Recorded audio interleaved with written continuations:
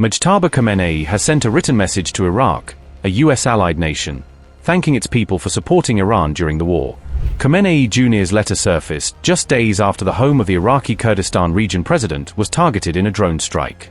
Mojtaba expressed appreciation to Iraq's top clerics and ordinary citizens for what he called their clear stance against aggression toward Iran.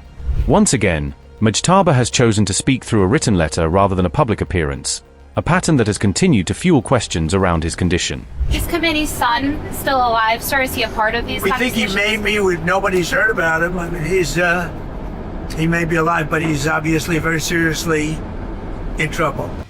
Iran's new supreme leader, Mojtaba Khamenei, has issued yet another written message amid the war, continuing a pattern of communicating through statements rather than appearing publicly. In the message, Mojtaba thanked the people of Iraq for their support in Iran's war against the United States and Israel, while also expressing appreciation for Iraq's religious leadership. Iranian media revealed the latest message on March 29th, at a time when concerns about Mojtaba's health and continued absence from public view remain a major subject of speculation. ISNA news agency, citing al-Sistani, reported, and I quote, "Mojtaba Khamenei expressed his appreciation to the supreme religious authority in Iraq and the people of Iraq for their clear stance against aggression against Iran and their support for our country." Unquote. Notably, Iraq has witnessed attacks on US assets by Iran-linked groups during the conflict, showing how the war's fallout has spread well beyond Iran's own borders. Interestingly, the home of the Iraqi Kurdistan region president was also targeted on March 28 in a drone strike that added fresh tension to northern Iraq. Both the IRGC and the United States condemned the strikes, while Baghdad ordered a formal probe into the drone hit to identify those responsible. It is worth remembering that Iraqi Kurdish actors were earlier reported to be in talks with the United States over possible invasion-related planning targeting Iran in the early phase of the war. Mojtaba Khamenei has once again relied on a written message instead of appearing in public, deepening questions over his continued absence from major wartime events. Mojtaba is feared in some reports to have been gravely injured following the killing of Ali Khamenei on February 28, although no definitive public confirmation has resolved the issue. Mojtaba's inaugural message and his Nowruz message were both read out by others on Iranian state television rather than being delivered by him in person. Reports also claimed that Mojtaba had fled Iran and was receiving treatment in Russia, but Moscow denied those allegations when they surfaced. Mojtaba Khamenei was later shown on Iranian television in an undated video delivering sermons, though the footage did little to settle concerns about his present condition. Earlier, Donald Trump said he was negotiating with top leadership in Iran, while also denying that the person involved in those contacts was Mojtaba. Meanwhile, more US troops are reported to be arriving in the Middle East amid growing fears that Washington could still move toward a ground operation. On March 29, Trump openly discussed invasion-related planning tied to Iran, while speculation over Mojtaba's condition after the February 28 strike continued to intensify. Hello, everybody. Hello, Mr. President. So we've had very good negotiations today with Iran, getting a lot of the things that they should have given us a long time ago. See how it works out, but they're very good. Moving along very nicely. And they've destroyed a lot of additional targets today. The Navy's gone, the Air Force has gone, we know that. Oh, we destroyed many targets today. It was a big day. And we are negotiating with them directly and indirectly. We have emissaries, but we also are dealing directly. And as you know, they've agreed to send 8 boats 2 days ago, and then they added another 2, so it was 10 boats. And now today they gave us as a tribute, I don't know, we can't define it exactly, but they gave us, I think out of a sign of respect, 20 boats of oil, big boats of oil, going through the Hormuz Strait. And that's taking place starting tomorrow morning. Over the next couple of days, a lot of boats. And I would only say that we're doing extremely well in that negotiation. But you never know with Iran, because we negotiate with them and then we always have to blow them up.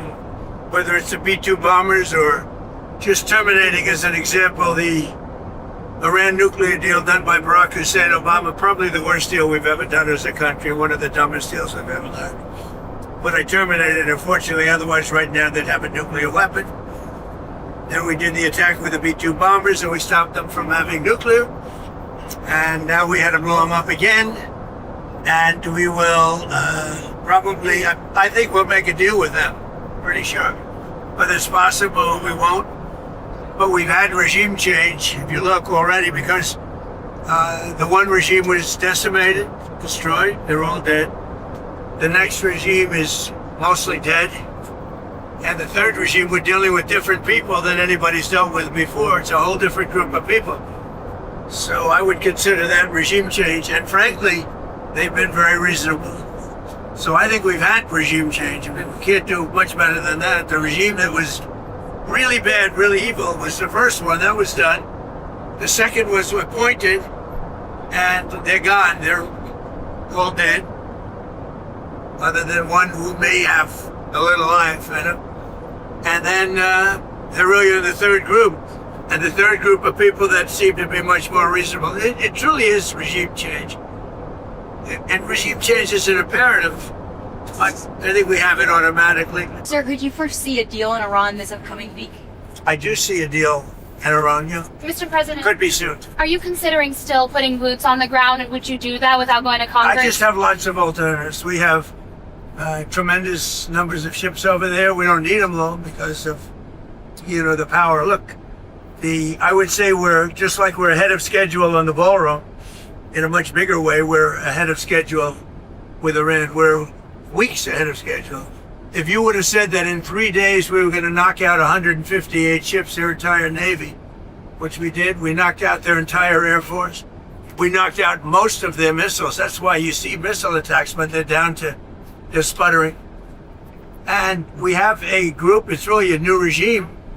It's a group of people that we've never dealt with before, that are acting very reasonable. It is truly regime change. Is Khamenei's son still alive, sir? Is he a part of these We think he conversations? may be. Nobody's heard about him. I mean, he may be alive, but he's obviously very seriously in trouble. He's seriously wounded. You had offered that 15-point plan to Iran. Did they ever come back to Yeah, with a they came response? back on the 15-point What did they plan. say? They gave us most of the points. Why wouldn't they? And you make it sound like they made some concessions. Can you identify those? Well, they're agreeing with us on the plan. I mean, we asked for 15 things, and for the most part, we're going to be asking for a couple of other things. And just to prove that they're serious, they gave us all these votes. When I talked about 4 days ago a present, I said they gave me a present. But I didn't think I was at liberty to say what it was. What it was 8 plus 2. It's 10 massive boatloads of oil. And today they gave us another present. They gave us 20 boatloads of oil. That starts being shipped tomorrow. We're having very good meetings, both directly and indirectly, and I think we're getting a lot of very important points.